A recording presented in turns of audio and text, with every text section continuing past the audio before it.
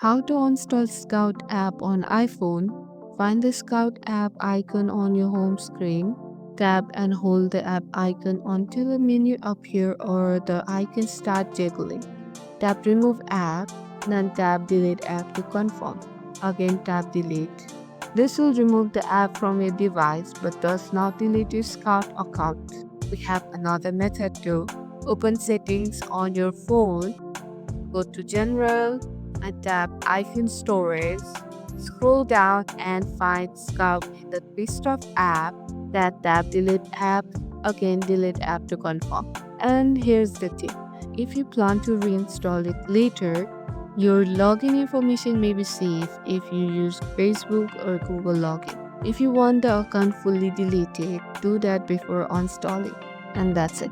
If this video helped you, don't forget to like, share, and subscribe to our channel. And see you in the next video. And thank you for watching.